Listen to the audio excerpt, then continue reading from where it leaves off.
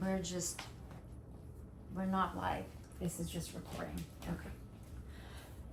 All right. Hello, friends. Welcome back to another exciting and inspiring and fun episode of On Location with Zara. I'm your host, Zara Durrani. The show is produced with the support of Tell a Story Hive.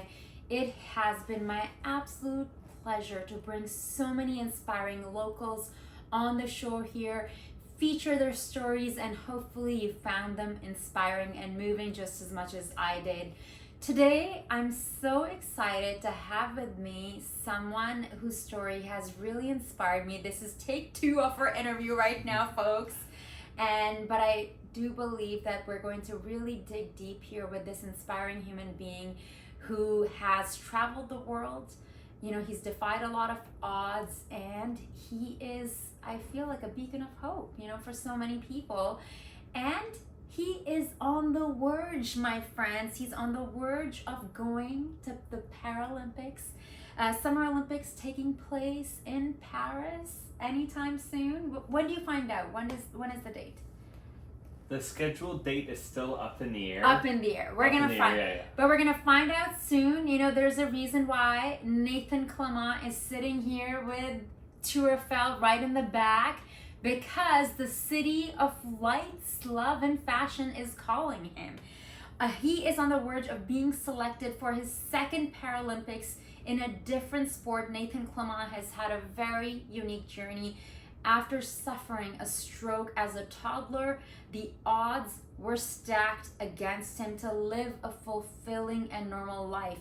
With support from his family and community, Nathan became a Paralympic swimmer at the Rio 2016 Games, where he placed 7th and captained his team. In 2020, Nathan switched to cycling after biking across BC. He went to win the 2023 Trike 1 UCI Paracycling Time Trial World Championship and the 2023 Pan American Games title in the time trial. With Paris 2024 on the horizon, and his work in the community developing parasports through media and grassroots management, Nathan aims to create a bright future for people with disabilities. I wanted to make sure I share all this information with you because I've had the opportunity to sit here with him for the last hour and a bit and really talk about his journey, his story, and I hope you're going to find it as inspiring as I did. And a few times, if I must say, I was moved to tears. Nathan Clement, welcome. Do you speak French? I don't at all know. I know it's terrible. It's terrible of me. It's a very French last name. Bonjour, mon ami. It is bad. Like, actually, my family is a 12th generation French Canadian. Okay. So I'm really the first person in our family's lineage not to speak French. So I better learn it quick right now. Well, I'll tell you what you need to know. Bonjour, bonjour madame, bonjour monsieur, and like, un croissant s'il vous plaît. Et voilà. C'est bon. Un croissant s'il vous plaît. Voilà! Well, welcome here. Thank you so much for your patience, for your time, for sitting here with us. You know, we were talking earlier, Nathan, and I found something so striking what you were saying, that you were told, your parents were told, you won't be able to walk, to talk, to do anything. Mm-hmm. And look at you now. Look at you now. You are going around the world. You are an Olympic champion, you know, Paralympic champion. You swim. I don't even know how to swim. I grew up in Pakistan. You know, in the city that I'm from, there were no beaches. There were a swimming pool. I think I've taken a few swimming lessons when I was a little baby, but I don't know, it just never happened. Where does that come from? This drive, this inner ambition and fire to go against these odds? It comes from a lot of things, but firstly, thank you for having me here today and having me on today. But that drive and energy very much comes from my mom and my dad. When I had the stroke at the age of 2.5, as you said, I was told pretty well I would never live a normal, fulfilling life, whatever that means at the end of the day. But For myself, from that moment of the stroke, my parents had a dark cloud over their heads. They didn't know what to do. They didn't know how to support it. Hey, Lily. Lily! Lily wants to make sure she is known. Yeah, but I didn't really, my parents didn't really know what to do. But supports in the community, like the United Way and the BC Centre for Ability, took my parents in, took me in, had me play games, play activities as a toddler at the age of 2.5. I didn't know what was going on. I couldn't tell you what was happening at all. I think Lily wants to jump in, and I'm going to just pause right here. And we are going away, my sweet, sweet child. We're going to go away. Today's just one of those days, you know? Lots of surprises. Okay. Would you want me to pick up from anywhere? Yeah, if you can just pick back up with the United Way and okay. Yeah.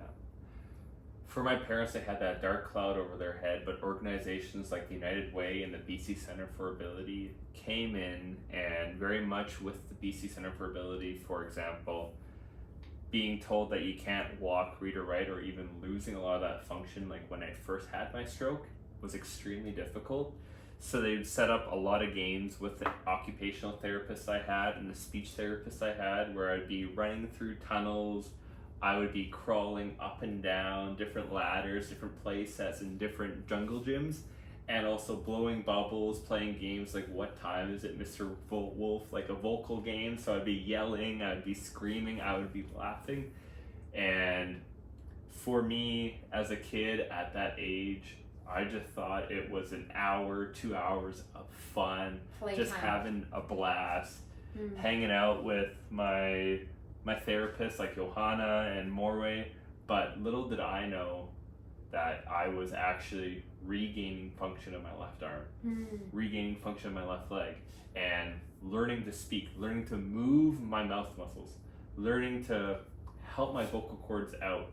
And from afar, my parents were seeing this. They were seeing their kid that got told the worst news, that he was smiling, he was laughing, he was excited for when the therapist came over to the house or they went to the center. He was having fun, and that brought hope to them. And I think starting from there, it gave them that confidence that I can do pretty well anything, but there was definitely hurdles, and even being a kid, being very young, suffering a stroke and trying to figure out, okay, I'm different from this person over there. Why is that? Why can't I use my arm?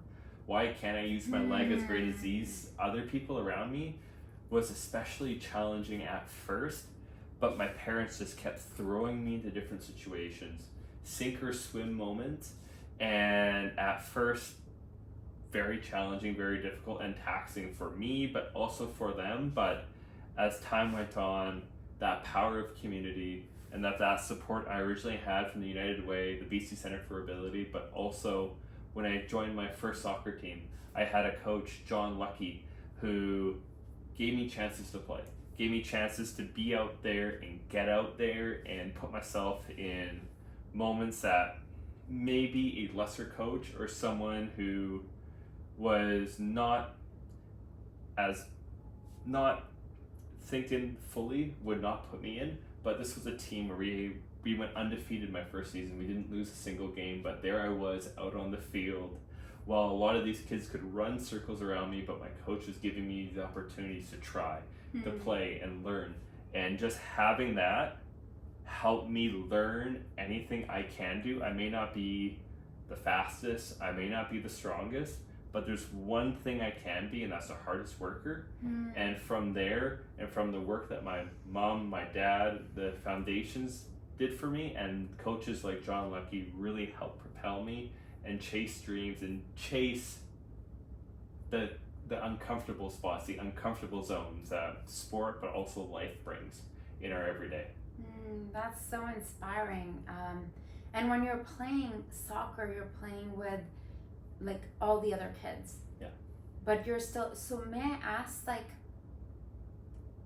when you would go home or you would be on the field, like, I feel like what I'm getting a sense of when I speak to you and sit here next to you, that there is this spirit, that this resilient spirit that just won't break, that wants to keep charging ahead and continue to show what I'm capable of, and perhaps inspire others and inspire yourself to be like, is that how you feel? Because I feel a lot of times for me, like the work that I do, not being born in this country, like no one in my family does what I do, and doing a lot of things that are very different from everyone in my family, but to make myself proud, you know, to show myself, or the little child within me, you can do this.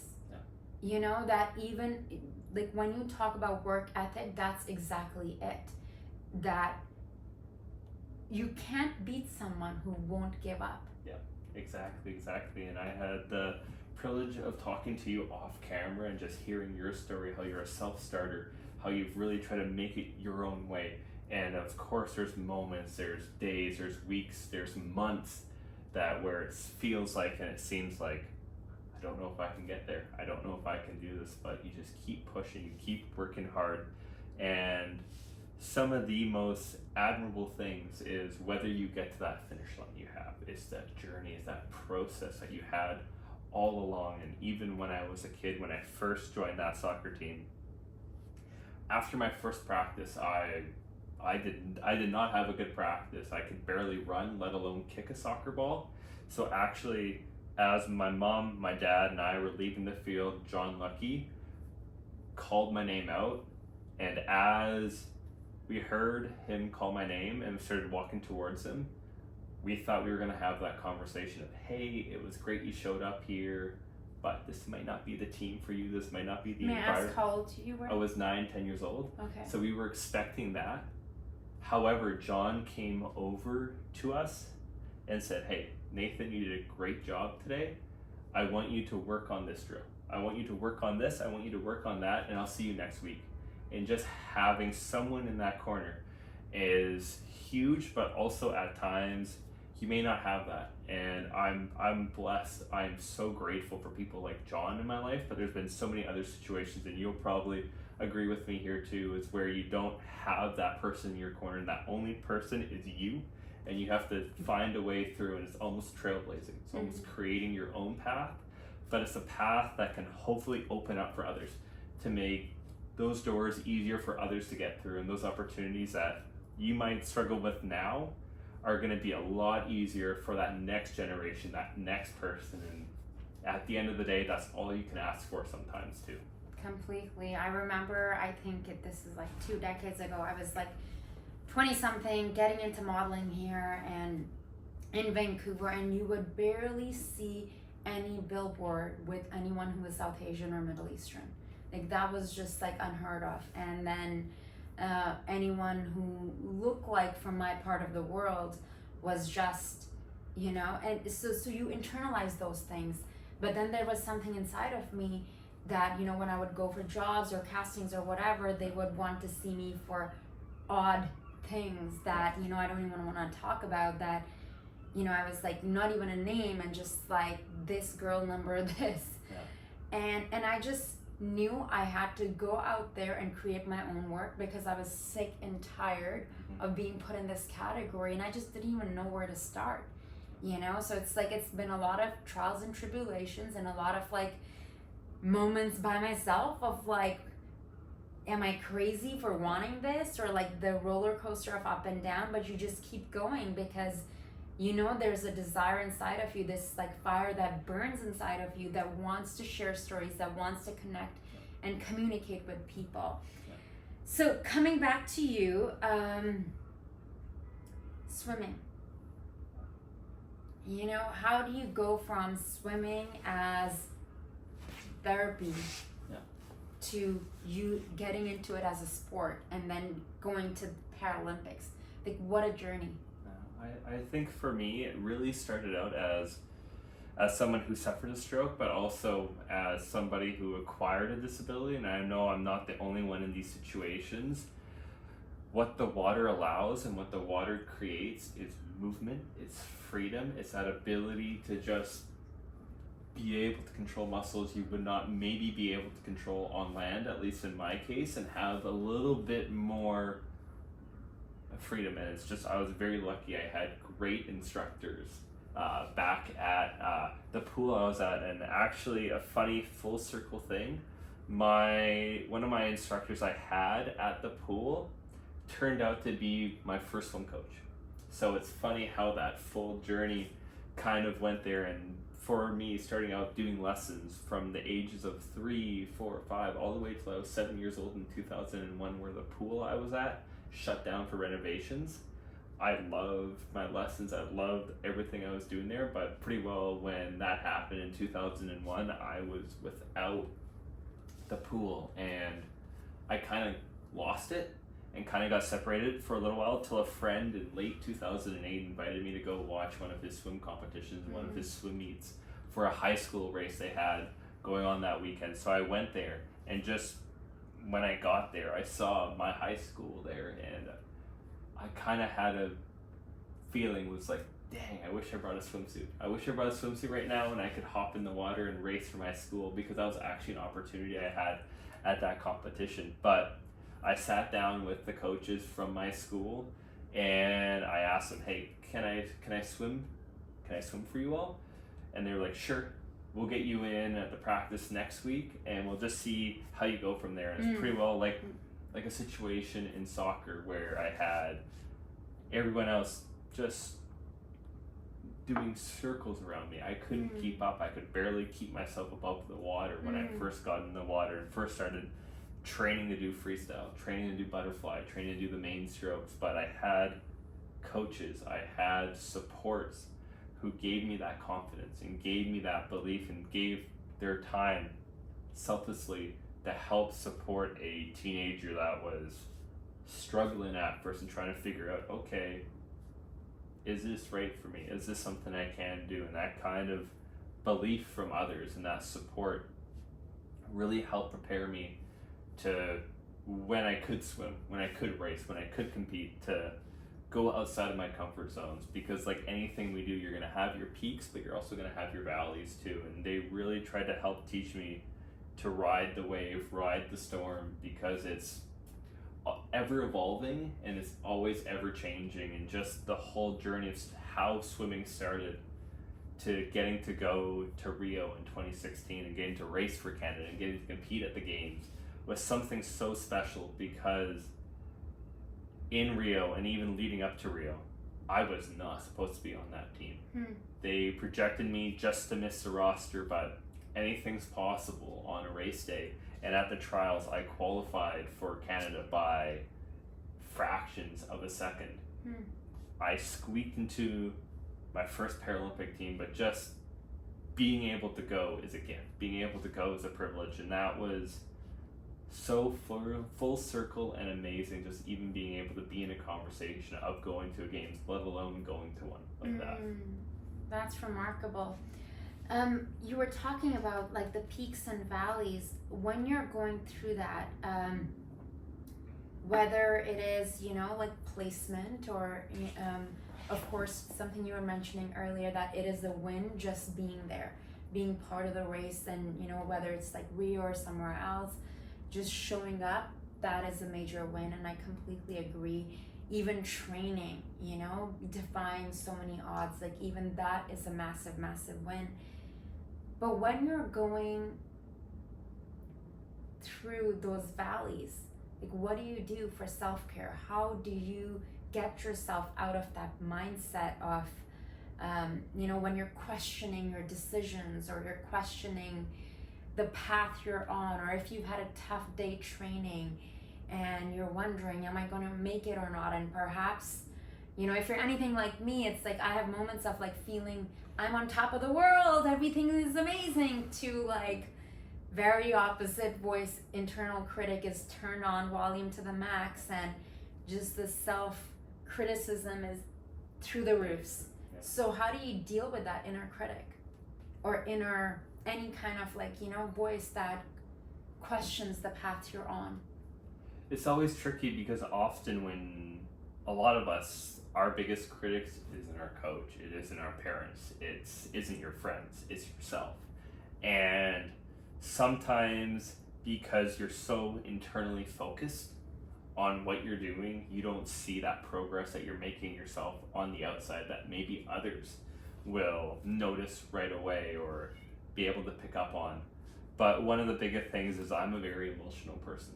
So one thing I will try to do is not always hide my emotions at times, let myself go through these experiences, let myself be vulnerable with myself or vulnerable with others, as that is something very important as I've learned throughout my life as I struggled with mental health early as a teenager and as a young adult. But really being vulnerable, but also once the emotions start to settle, you really start to focus on, okay, what can I control right now? Yeah, I had a bad day on the bike. Yeah, a piece of my bike's broken right now. But what can I control?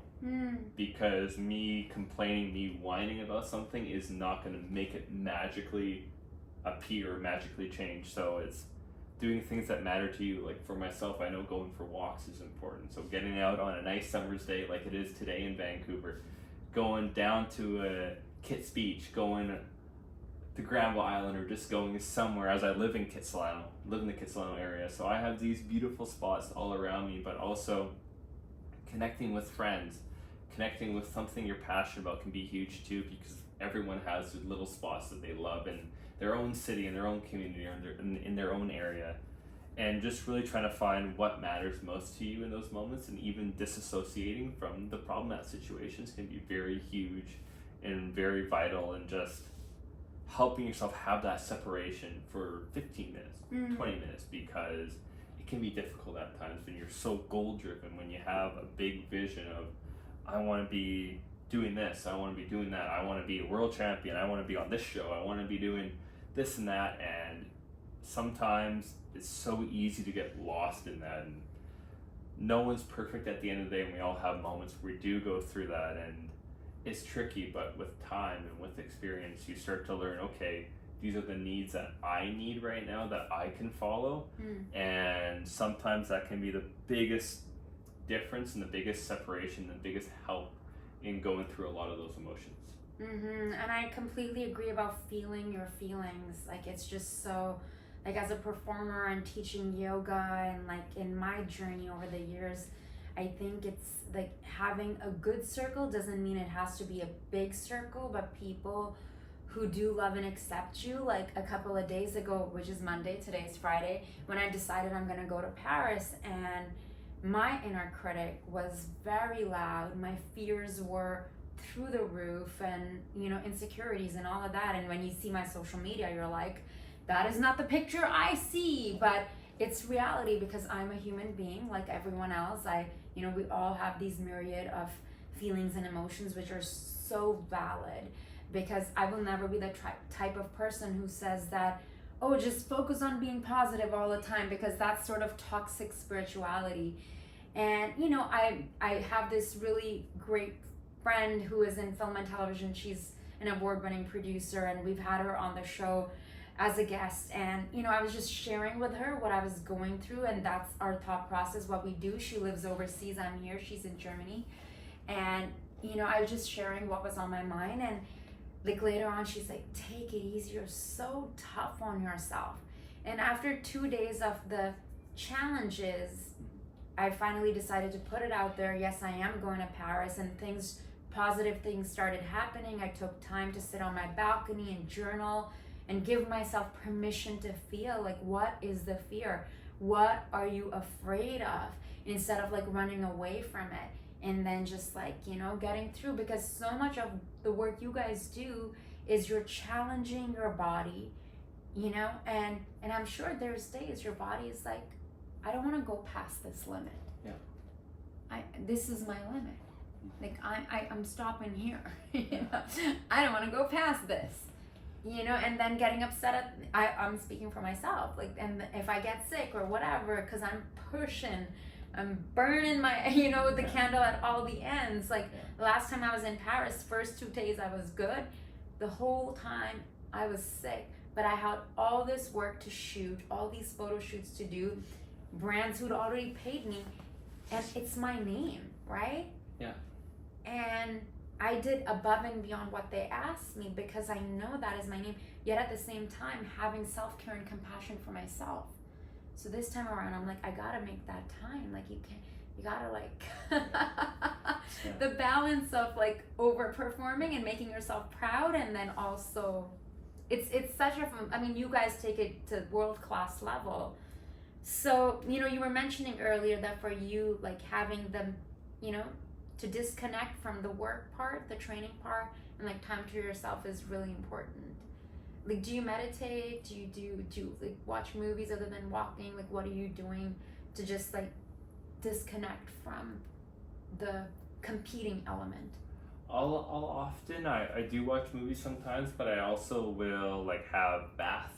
I find like baths are so crucial just mentally, just to space out, whether it's like watching a TV show, watching a movie, or even on your phone, just scrolling aimlessly, giving your brain, even though it's probably not the greatest thing in the world, but just turning the brain off for 15-20 minutes can be huge. But while you're like in a bath, you're relaxing the muscles. The muscles are being relaxed, and sometimes that can be quite soothing. So just allowing yourself to have space away can be very, very huge. But I'm gonna throw the question back to you too. Is like when you've had like a busy day on set, or just with like auditions, or even being out in the community, how do you reconnect with yourself and give yourself that space just to feel you again? That's a great question.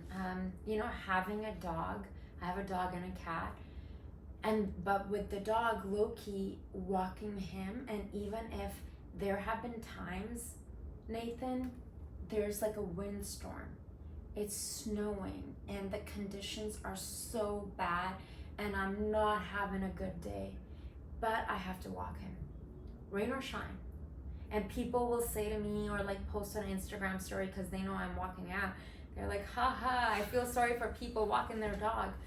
But there have been times I'll be walking low-key and I'm just like having an emotional release and then, you know, at the end of it, and I'm just push myself, walk the seawalls are, you know, you're gonna feel better. Just one foot in front of the other, just go. You're in a mood, you're gonna feel better. Listen to a podcast or just breathe. So what I do is like just be with him, with my dog, like it gets me to be present, and like looking at water, like, you know, it's such a privilege to live close to a body of water. I don't think I ever appreciated the natural beauty in British Columbia until coming back here from living in Paris. Because as gorgeous as Paris is and as much as I love it, there's a lot of man-made beautiful architecture. Architecture that really inspires me. But when I see nature and when I hike up a mountain, my mind quiets down. And the higher I go up, the more like I'm sweating, and the racing thoughts, they stop, and I'm breathing. And all I can just focus is on my breath. And then my reality, my nervous system is shifting. So I've had to realize like movement is just such a way of like changing my state of being. You know, I can choose to stay in this state where is maybe low vibration, or I can, you know, move my body and like, you know, take Loki to the dog beach, even though that's gonna take a long time to clean up. But go down to the dog beach and like see him run around and be with other dogs, because that brings me back to the present instead of the mind, you know? It's as you said, like when you started talking about that, it's the serotonin of being outside is so huge and so vital, where we do have a lot of building structures here in Vancouver, but we're also so close to the mountains, so close to the ocean, and even the dog parks are in great nature spots. But something that you said that resonated with me too is like, even though it might be a windstorm, rain, snow, at least I found in my own life, there's a calm in the storm that you can find. No matter what it is, whether it's literally a storm outside, or you're presenting something on screen, or you're racing in a big competition, or you're just doing an audition, there's those moments of anxiety, those moments of nerves that just build up, and it feels completely intolerable, like the world's about to end any second, but as soon as you say that first word, as soon as you say that first sentence, or you hear that starting gun, it is a calm. And you are just in that moment and in that present time, and there's something so special about it. And just having like an animal, having a dog can really, or a cat can be really huge. I had a French bulldog who passed away last summer. Sorry to hear that. But just having her around and having her present was such a gift. And just dogs and even cats can be such kind and giving souls, but most animals are that too. And it's very vital and it's very beautiful that we have these things, these commonalities, like animals that can be a calming space, but also we have our own specific things that just mean so much to us, and that can be that little release, that can be that way of getting out there. And really, when you're in those moments and leading up to it, you don't really know what to expect, but once you do it, and there's even so many times that you probably will agree with me here, where you do something leading up to it, like a shoot or an audition or in a race, that you're like, I don't want to do this, I don't want to go through this experience. But as soon as you do it, you're like, thank heavens I did that. I'm so glad I did that, because it turned out a lot better than I expected. And that's just so many journeys and so many different experiences that so many people go through, and it's a universal feeling. It's not like it's just unique to us. So many people go through that, and having those releases, having those space, or even getting those weights off can be so big at the end of the day. 100%. It's doing something that is not the comfortable thing to do. Yeah. You know, and then of course you take it to the next level. Like, so let's talk a bit about Rio. I know we were talking about Rio 2016 Paralympics. You were mentioning earlier that moment, you know, and I was curious that what is it like to represent Canada? Yeah. And then you mentioned this moment in Rio, you're in the pool and it's like 12 or 15,000 people in this arena, you know, what would you call that? And then there's someone from Brazil, if you want to share that story again, because I found that I wonder if something like that would like almost create that fire inside me. Fine, if there's like not enough people for me, let me show you. Yeah. So for myself, qualifying for Rio in 2016, as I said before, I wasn't expected to make that team, let alone a finals. So in swimming, the top 8 athletes make finals from the prelim sessions in the morning. I squeaked into finals by 0.1, 0.2 of a second. So there I was, about to get ready for finals, and I'm in the ready room with all the athletes in there, and you've got guys and even girls in other heats who are expected medalists, getting prepared, getting ready, and there I am, just happy to be there, just so overwhelmed and thrilled just to be in a moment like that. And for myself, being 8th and being seated 8th, I was the first person to come out to the pool. So kind of, they give you a little cue in there, and as you start coming out, they announce your name, they put a photo of you on the big screen on the Jumbotron, and they put up your flag. So me being Canadian, the Canadian flag goes up there, and because I'm 8th and obviously no one knows who I am, I get like a couple claps, couple cheers from like teammates and my parents who were there, but it was super quiet. But right after me was a Brazilian. And as soon as that Brazilian flag went up on that screen, it just became deafening noise. 12,000 people screaming, Brazil, Brazil, Brazil, Brazil. Because what they did, which was so cool at the Paralympic Games, was they lowered the ticket prices that allowed families to come. So you had every uncle, auntie, neighbor, like kids, everyone. Kids too, teenagers.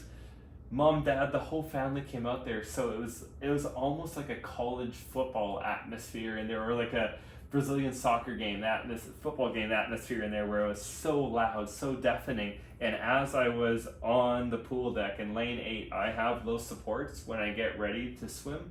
So because my hips aren't aligned properly, I have a coach hold both of my hips just to make sure when I entered the water, I entered the water properly. So he was about the same distance you are from me. And the noise is just so loud in there. And he's yelling at me, get down off the blocks, get down, get down, get down.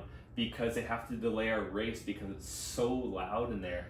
So I couldn't hear him at first, and eventually it finally clicked that I had to get down. But even then, it was just so difficult in that moment in time, just because it was so noisy. And to give you another real moment was a few days later. I was in a final, but for a relay. So kind of how relays work in para swimming or in a lot of other para sports is every athlete's in different categories. Like for example, in swimming, there's 14 categories in total. So you try to have like all the different categories, try to make it as fair as possible. They equal different points. So for example, I was an S6, so I earned 6 points for Canada there, and you had to get under a certain number threshold. So you would have like S10s, for example, so you have like 16 total points, and then maybe like another 10, and you're trying to get like under 38 points altogether. So it can be very different how races line up, just dependent. You may have an athlete who's a lot more physically able than another athlete going head to head in a relay space. So it can be ever changing. And kind of how Canada set up the race was I was the most impaired athlete racing for Canada. So for me, I had one of my teammates go first. He was first coming into the block when I had to go. And as soon as I like dove in, I could just hear all this crowd noise leading up to me diving in. And then as soon as I hit that water, it was silence. And that was one of the craziest experiences I've ever felt, is just swimming under the water, trying to come up to the surface, but just in complete silence. And as soon as I broke the surface, I'm focused on my race, but I just hear what sounds like a jet engine just taking off the whole time, that being that loud inside that stadium the whole entire time. How do you focus? I mean, I guess this is part of your training, and you've done so many games and Olympics, and how do you take that in, but also like, of course, like a positive reaction when they're clapping and cheering you on, and how do you take that in but still focus and then it not be a pressure? Or do you use the pressure and use it as momentum to keep going and going past your limit, versus like the other when it's they're on home turf and the guy next to you and inside?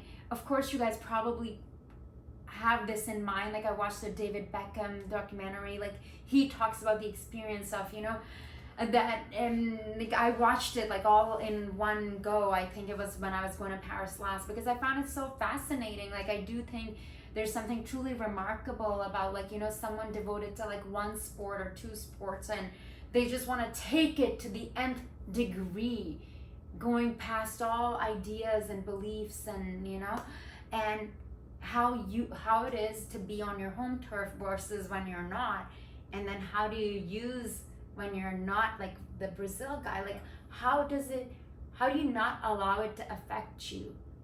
Like if I'm there and I just get yay, and dude next door, everyone, do you use that energy to be like, let me show you what I can do? Or do you just you're focused on just doing the best you can and like forget about everything else? I think the biggest thing with that, and especially in a sport like swimming, that I found, and I'll say my comparison between swimming and cycling in a second, but with swimming, it's that lead up. It's that lead up to everything, and for me with Rio, it was fun to be there. That was my gold medal, was just being present in Rio. So did you just tell yourself that over and over again, or you're just happy to be there and with it, consuming and breathing this air, and you're like, I'm here, like I'm just happy being here? Yeah, it was just happy being there, and it was so much fun just being in an environment like that, because at that time I was racing in the finals in day 2, and they've had a couple Brazilians racing at that point, but that was the first time it just really became deafening in the pool. It really became loud in there, and all you could do in that moment was just enjoy it. Nothing's gonna magically change. My feelings would never get hurt. with like that kind of noise for someone else, but also just knowing that you're in something as cool as this and having that presence of mind to be like, okay, I'm still here to race, I'm still here to compete, but this is sweet. This is the world is watching. You're in another country on a different continent. You don't even speak the language. And you know, the fact that if you like really look at it, like zoom out, like how remarkable. It is. And so do your parents always travel with you? They've made a couple trips. So they were in Toronto in 2015 at the Pan Am Games there, which was really cool because talking about crowds, we had a home crowd advantage there, and getting to be able to race in front of Canadians at an event like that was just surreal, and just hearing the cheering that would go on for my teammates, and even seeing the reactions that would come when a teammate won a medal, when a teammate won a gold. It became so invigorating that you wanted to experience it too. And for myself, I was very lucky. I won a bronze at the Pan Am Games in 2015. Thank you very much. And I was just over the moon, celebrating, jumping up and down, and trying to jump up and down in my lane as best you can in water. But as I got out of the pool, I could see my mom in the crowd just losing her mind, and it was just absolutely phenomenal to have my mom there, and also have my dad, my brother, my sister there present. But they, since I transitioned from swimming to cycling, my parents have made it out to only a couple of my races, which still in itself is really remarkable. They were there for a couple races I did last year in 2023 in Italy and in Belgium, and just having them there and having them being able to see me win a medal internationally was so cool, and it was almost a gift there. And even in 2024, if I do qualify, my parents will be coming out there, and knowing that they're there and knowing that this has been a journey because of them is going to be something so special, just to take part in what's been a time where in 2016 I thought I was going to be going to Tokyo in 2020, and then being a swimmer in Paris 2024, but so much changed in that meantime, and where I didn't compete in Tokyo, where I wasn't really doing a sport at the time. I was starting cycling at that time, but now a full 8 years later after Rio, I'm now hopefully going to Paris, and hopefully having my parents come with me. I'm putting the energy behind you. May the force be with you, you know? How do you, I mean, of course I guess I can't really say like swimming, someone who doesn't swim. How is it for you, you know, cycling now versus swimming? Like, do you find it, earlier you were mentioning how, you know, going around like North Shore, like around kits and your training, and versus water, because of course water allows your body, you know, you can do much more, you have more mobility, or you know, water. But now when you're on the bike, you're going places, clearing your head, whether it is for pleasure or for training. How is the feeling experience of cycling versus swimming for you? There's so many similarities. Just with swimming, there's an amazing community, but with that community and also with swimming, it's not like you can communicate underwater to friends or teammates other than like an odd look or a head nod you give them. So there isn't that ability to really like talk and have that sense of community with people like outside of your team, outside of your club, or outside of competitions you go to. But something I've really experienced with cycling, especially in Vancouver, is because I ride a tricycle bike, so I have one wheel in the front, two wheels in the back.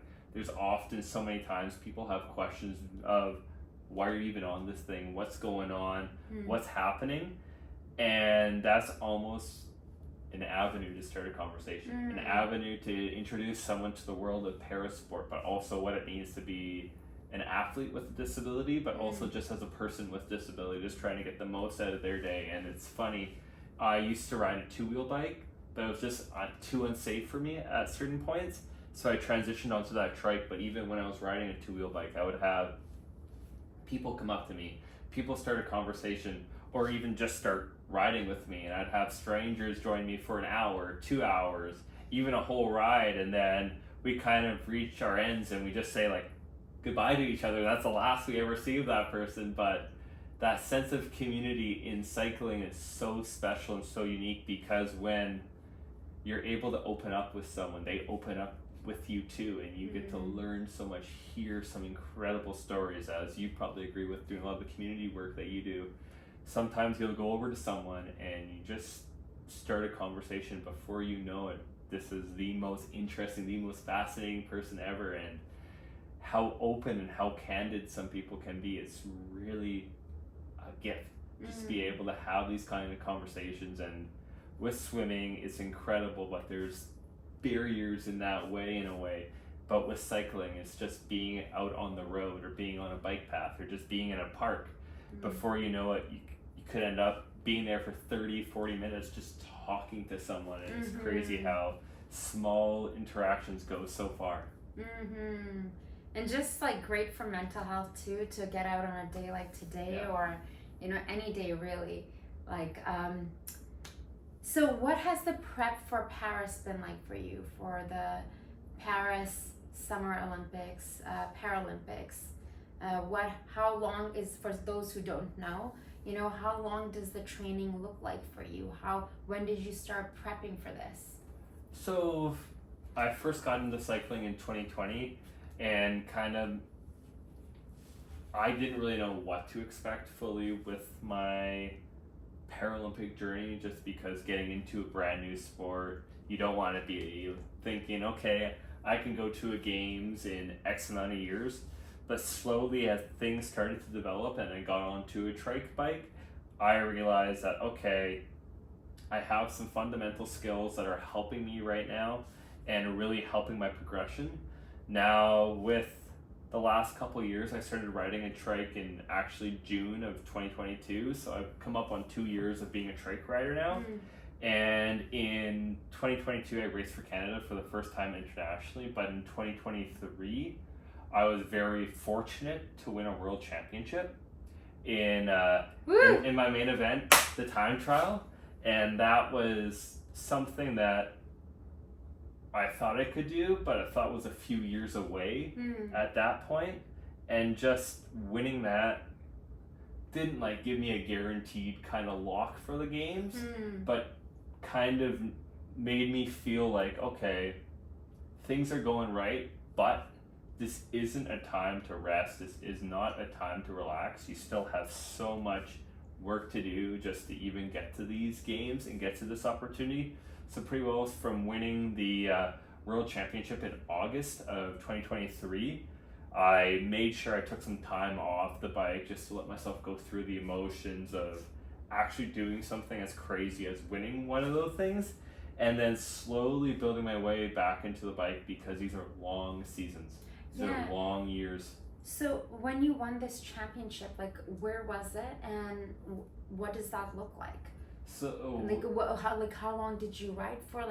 Tell us about that. So in cycling, there is world championships that happen every year. Just so happened last year we did something called Super Worlds. So we had pretty well every single cycling discipline all in one city and all in one region of Scotland, Glasgow. We were down, the paracycling was down in Dumfries, which is about 45 minutes south of Glasgow, and just being in an environment like that, being in a smaller town, it was super cool. The community came out for the event, but in my race in particular, just because I'm in the trike category, and with my condition, I'm able to go for rides, but my body kind of breaks down quicker than other people's would. So in my class, our distances are usually a little shorter. So it's only 11.8 kilometers, which is still a long distance in cycling in general, but for our racing is quite short. So we started off in the town center of Dumfries, Scotland, left the town, and then just on open farm roads for a while. First half was just climbing out of the town, and then the second half was mostly downhill coming back into the town. But in cycling, there's a couple of prestigious jerseys that you can win and wear obviously everyone knows about the Tour de France and the yellow jersey and the polka dot jersey for the mountain climbers, but for World Championships they have something called the rainbow jersey. So if you win the rainbow jersey, if you win a World Championships, you get to be the wearer of the rainbow for the next year till the next World Championships.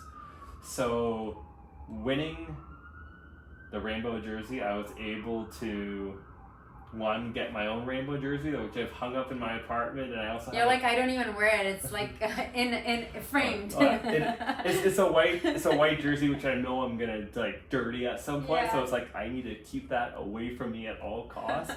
But being able to have a title like that is something so special because so many people helped me earn that.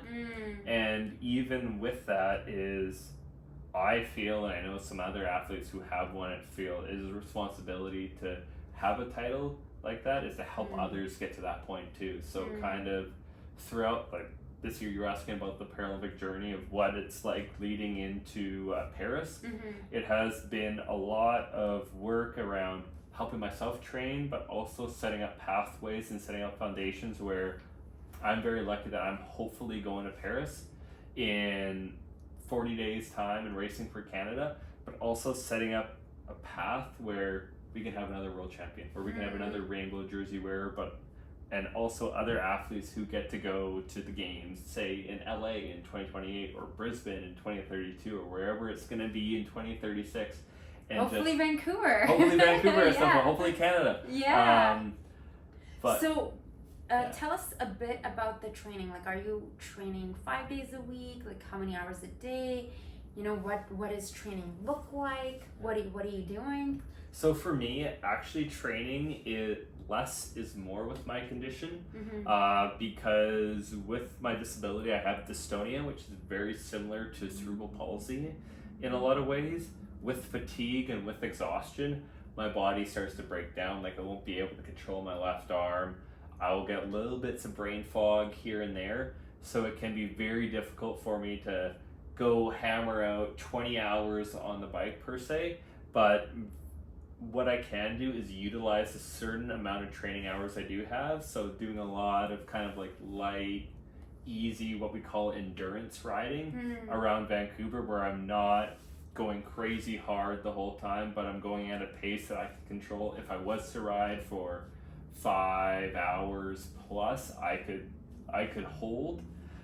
Just building my physical capabilities and my stamina levels and my endurance levels, but doing a couple rides like that, but also doing another couple rides where I am pushing myself, where I am trying to figure out what is my maximum kind of oxygen levels that I can handle, or how far can I push my body. And being in a place like Vancouver, it's very, very good to have the rolling hills and the mountains and even the oceans that we have here, because it's all unique kind of challenges that bring out all different parts of your day. So it's very much learning how to control your riding, but also not being afraid of pushing yourself beyond the limits. So right now I usually ride 4 to 5 times a week and do a couple gym sessions in between the week, and then give myself like a day off once a week or once every 2 weeks, just to let my body decompress and let my condition recover, so I can hit that next week harder. I can hit the next couple weeks as hard as I did before. When I'm very always curious about hearing athlete interviews, you know, whether the ones who are retired or even listening to their audiobooks, or, you know, someone like David Beckham or anyone. And I find it very fascinating that how they use visualization.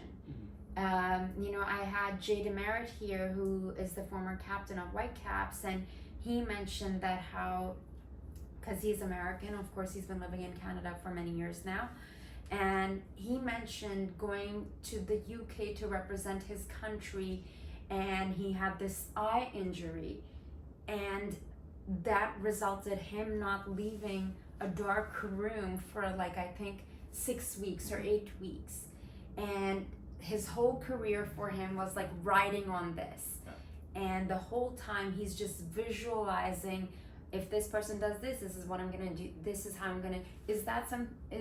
Do you guys do something like that? Like visualize, like being in Paris, you know, being on your bike, going through the city, what is the road going to, what are the obstacles that you're going to overcome.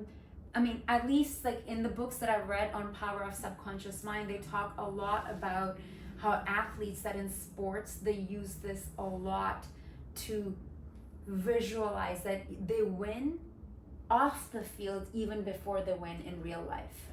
It's crazy how important visualizations is in the first place. So in swimming, there would be a thing that we would do, especially leading into competitions, where, for example, my main event was the 50-meter butterfly. Mm-hmm. So a lot of the training workouts I would do in the water would be four times of 50 meters as fast as I can go, or at certain speeds or certain paces. But as I got closer and closer to competitions, they would want us visualizing, and I would visualize those sets, those workouts, and even not like in a practice facility, but at the pool, at the stadium, at the event. And what would happen actually is the first time you would do it, you would visualize, say for example, yourself getting up on the blocks, diving into the water, doing your first couple strokes and going from there, and it would be about... Is it like in a meditative state, or how are you doing that? Sort of like a meditative state, or even just like lying down, giving yourself some time leading into it just to relax, turn the brain off, just so you're not worrying about other distractions that maybe have been going on before. But sort of, for example, my butterfly, I got my time down to about 33 seconds. So when you first usually started doing it, your times would be about way off, but maybe like 10, 15 seconds off. But the more and more you practice it, the more and more closer you got to the actual time that you were targeting, or times that you would go in previous races. And now with a sport like cycling, 50 meters versus 14K is a bit of a difference. And remembering a 14-kilometer course versus or even like a longer course can be a little trickier here and there. But trying to visualize important aspects, like for example, if I qualify for Paris, there is a couple very crucial areas for me, a couple climbs that are very important for me to target and for me to hit, as well as a couple corners I need to make sure that I get dialed in. So I visualized it, I've pictured what it's going to be like going up there, because I was lucky enough to ride the course last year, so I know what it looks like. So where is it? It's in Saint-Denis. Okay. Oh, Saint-Denis. Saint-Denis, yeah. Saint-Denis. Okay, so like Saint-Denis? Saint-Denis, yeah. Okay, Saint-Denis. Like my first apartment in Paris was Strasbourg Saint-Denis. Okay, so when I first went there, I was like, Saint Denis, and on the French they're like, oh sorry, you're so American. I'm like, no, I'm Canadian. But so if it's Saint-Denis, it's outside Paris. Yeah, a little bit on the outskirts. Yes, okay. Yeah. So it also goes through a town, and I might mispronounce the name, like Cordoue or something. I don't know where exactly, but you're kind of really on the outskirts of the city, but also you also start slowly getting closer and closer to the city. So there is, and I remember it vividly just because it's at a very crucial part of the course. And on one of my first rides there, for example, right before you go down the hill to get like really in the heart of the city, or hard in the part of Saint-Denis that you're in, you can see like the Disneyland in the distance, you can see the Eiffel Tower, you can see the downtown core in the distance. And obviously on the race day, you're not going to be thinking about that, but just knowing those sights and having those recognitions of when you are doing visual training, for example, that can be really good in road cycling, to be like, okay, I have this little section coming up here, and you're thinking about it mentally, you're thinking about it visually, and then you have that little cue spot, and that can help you retain, okay, what's coming up here? Do I have a corner here? Yes, I do. Let's visualize what that corner looks like. How do I want to take that corner? And it really helps you, as you said, prepare, plan, and execute your race before you even get there. But having that chance last year to see the course and see the area that it's in is just phenomenal and just very, very special. Just even seeing the farm fields on one side, but also seeing the city in another area in the distance is just special. It's just very special. Remarkable. It's another world. Yeah. You know, it's all these buildings. The building I lived in, the last one in Paris, on Avenue Clement, and 2 blocks away from Trocadero, where this area is. And then I would come out of my building, and on the left would be Arc de Triomphe. But it's like, I don't know, 15 blocks, but you can see it as soon as you get out. And you know, the building I was in, you see it, it's like since 1889. You know, they're not like 7 years old building like this one over here.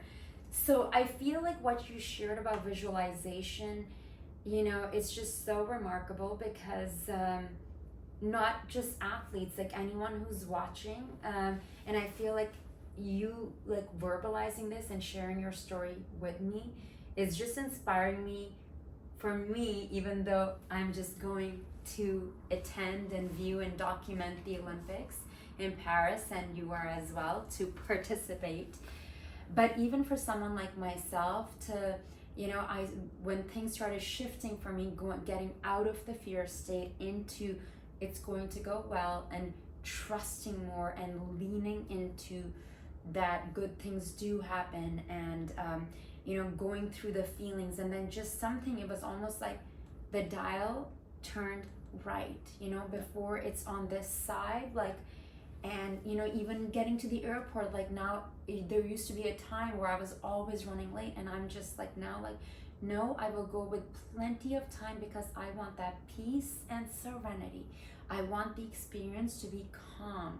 So even when you were asking me earlier, like, how do you decompress? Like, when I'm walking with Loki the other day, I just chose to not put in my AirPods, because I was like, okay, it's gonna be a very calm experience. I'm going to enjoy it. There will be moments where I'm just like, wah, but I'm breathing, I'm present, I'm here, because I know when I'm in that still space, which what you guys experience so much more, that's when the magic happens. That's where the miracles, the synchronicities happen, without detachment, without like without attachment, just like detaching to the results. That's why I'm going to Paris on a one-way ticket, because I'm like, anything can happen in Paris. Who knows, anything can happen. Before I let you go, I do want to talk a bit about your advocacy work that you're doing, you know, not just for, you know, athletes, but for other humans, you know, who have disabilities, not just from the work you're doing as a Paralympian, but also media work, which was so fascinating to me, because not like your plate isn't full, like when do you sleep, when do you breathe, when do you eat? Yeah, you went to broadcasting school, you went to go study. What inspired that? So always. You're coming after my job. I know. You're coming after mine. Got competition here. Yeah, let's go. No, like always as a kid, I don't know what it is. You kind of get attracted to something at young ages. Really, who knows what it is fully, but my dad would have us watch hockey as a kid, and I always had a dream of doing like play-by-play in the NHL, but sooner and later, as I got older in life, I realized this world of parasport I had here doesn't really have the media coverage. Like, I didn't even know about the Paralympics or know about any para activity till someone actually mentioned it to me. And kind of as I got older, that started to resonate with me more and more and more. And actually, when I graduated high school, I went to a university to study communication so I could get into media, to learn how to the side of journalism, the side of broadcasting. But at that time, it was not right for me. And as I kind of went through my swimming career, and as my swimming career kind of came to an end, I did a massive backpacking trip going around the world. And at that time, I started chasing different dreams, different goals around cycling, and even trying to bike around the world at one point, all in the way of, I want to show what can be done with people with disabilities. What can you do when you step out of that comfort zone, when you go beyond what you think is possible? And as I kept thinking about that bike ride, I also was like, I want to film it, I want to broadcast it, I want to document it. And I was thinking to myself is, I want to learn the skills to help myself be able to tell my story, but also other people's stories too. So as my cycling bike packing journey started, my journalism story restarted again too. So I went to BCIT, did a part-time program there just because I had to focus on some work stuff to help be able to afford living in Vancouver, let alone trying to afford the bikes and the equipment that comes with that. So welcome to the club. yeah, I'm like always working. yeah, as many people even probably listening know and watching know that there's the challenges of living in like a beautiful city like this, but also having a dream, having a passion like that, of documenting, of sharing stories. There's other challenges that come with it too. And kind of as my journalism journey kind of ended at school and I finished my program, I wanted to figure out, okay, what can I do next and what is possible out there? And I wanted to cover Paralympic sport. So I reached out to a network called Accessible Media Inc., AMI for short. They had a apprenticeship with for people with disabilities to get involved, and I ended up working with an amazing producer, an amazing videographer and editor who just took me in, gave me a ton of experience, and gave me the chance to write different stories. And what's so different about AMI, especially from different journalism schools, is when you write a story, when you tell a story, when you even storyboard, you have to think in the perspective of all viewers with accessible needs.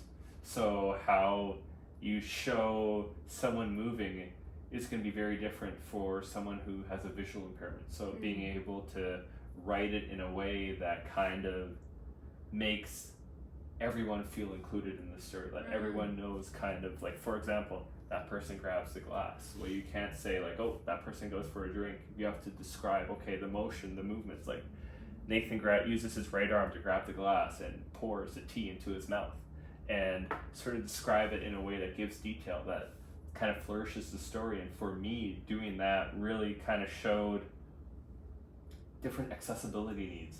And I started out writing for a couple shows, covering para-athletes and para-sports that eventually evolved and grew into a weekly para-sport update show where I get the privilege and honor to talk about friends, about teammates, and share their successes and share their experiences once a week about, say, for example, a volleyball team winning a tournament in the Netherlands, or a basketball team going on a series of friendlies over in Europe, or even just right now with the Paralympics 40 days away, telling the stories of all these athletes getting to qualify for their third, their fifth, their sixth, or even their first games. And they have that little digital footprint now of their name being included in a news story, and having their story attached to something even bigger. And it's just small little things like that that make a huge difference at the end of the day. And even another show I do with AMI where I'm a community reporter, so I get to cover community events or get to tell people about community events.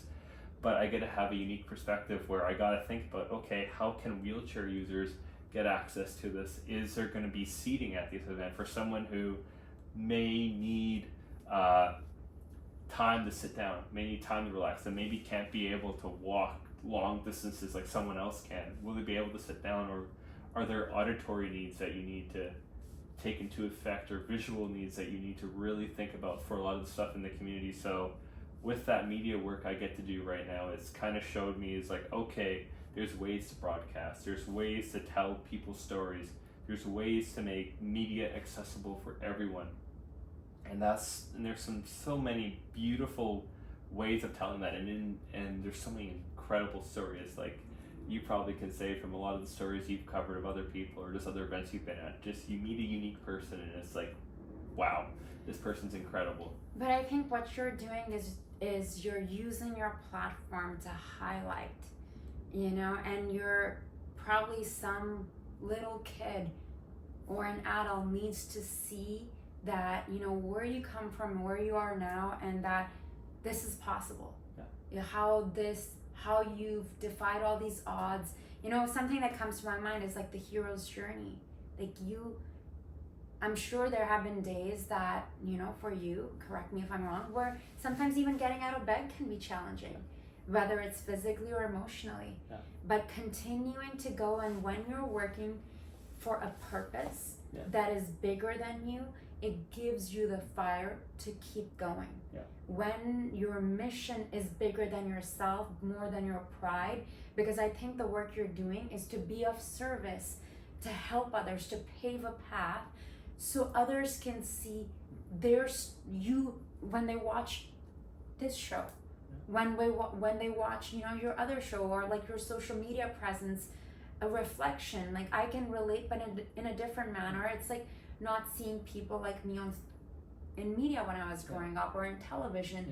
So kids and adults, they need to hear these stories. And even for myself, sitting down with you and you sharing with so much poise your story is it's just really, like, it touches my heart and it moves me, because I think you are on a mission, and I feel like when you're working on something that is bigger than you, it's more service mindset than right people, situation, people, places, things, everything aligns, you know, then the impossible does become possible, which is Road to Paris. Patty. Before I let you go, because we do have someone else who's going to be ringing, but we're on Do Not Disturb. I would like to know, what inspires you? Wow. I think the big thing that inspires me, and kind of what motivates me, is being someone with a disability and kind of going my whole life, this is who I am, I can't change this, and I've had to play the cards the way I can best, and having to be adaptable.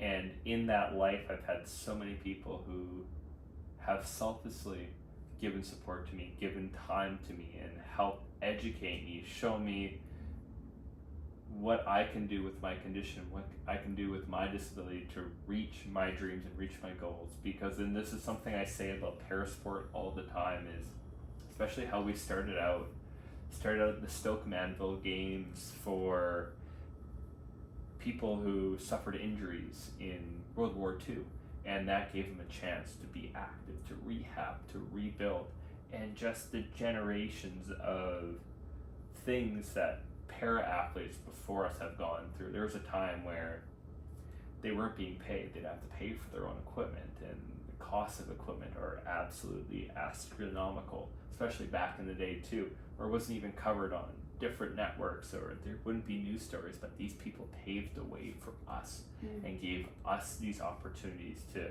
succeed, to really thrive, and really get these opportunities and get these chances to trailblaze in different ways too. And now it's our role and it's our opportunity to help that next generation succeed, and help that next generation really become household names, become that opportunity to get the sponsorships they desire, but also live fulfilling life and help that little kid, and help that little kid in themselves, but also the little kid in the community. Because one of the greatest gifts about being a paracyclist and about being able to ride in Vancouver is not the scenery, it's not all the different cafes I get to experience. It's when I'm out for a ride, I have a parent come up to me being like, hey, my son or daughter had a stroke, they have limited motion of so rare, or they're just going through a rehab right now of some sort, and I want to know, how did you get your bike? How did you get connected in this community? Or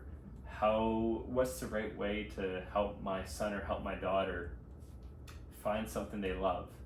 And just them having that confidence to come up to me and have those conversations mean the world, because I hope to connect and help that next generation really succeed, really reach their dreams. And it's funny how this started out because people helped me, and now I want to make sure I help others.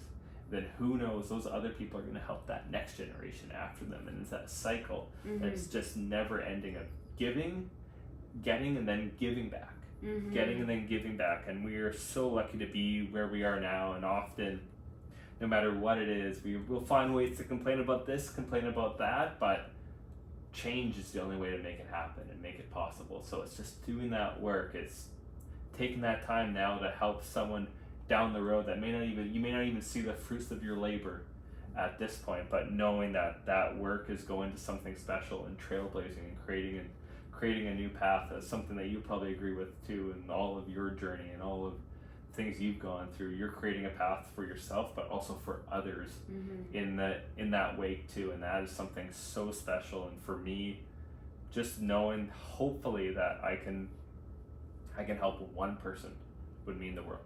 And you are, you know, and I think I do believe in the power of conversation and storytelling and human beings coming together, opening up, and, you know, perhaps someone watching this, you know, will be moved by this, whether they are an individual with disability or not, because your story is a story of resilience and a story of hope. And I really appreciate you taking the time of sticking out. We had some technical difficulties. You know, to be honest, this show we've been doing since October. Before that, we did another show, which was just the whole phone business. But I normally have someone behind the scenes, and this week I'm just like on my own doing the things. And this is the first time I've ever like had this happen to me. But I really appreciate your patience coming here, and I do think that people are going to find this truly inspiring, and I know we're going to stay in touch, and I have a very strong feeling you're going to Paris regardless. I think you're on a great path, and I truly appreciate you coming here and opening up and sharing your story. Nathan Clement, merci beaucoup, monsieur, merci. And soon you'll be in Paris, and you can ask, bonjour monsieur, bonjour madame, un croissant s'il vous plaît. Croissant, s'il vous plaît. Yeah, not croissant. Croissant? Yeah, or how do people say it here? Croissant? Yes, or croissant. And I say croissant. Okay, I'm probably not even saying it the perfect way because I'm not I don't even speak French, but apparently it's easier for someone like me to pronounce than someone who's native English speaker because my native language is different. So yeah, so anyways, I so appreciate you, and thank you all for watching, for tuning in. I will share Nathan's information so you can get in touch with him, follow him on social media, and we're sending him all the good vibes for Paris Paralympics Summer 2024. Paris is the city of lights, love, and fashion, the city of dreams. You know, until next time, I'm your host, Zara Durrani. The show is produced with the support of Tell a Story Hive. Thank you so much for watching, and thank you, Nathan. Thank you, Zara. My pleasure. Voila!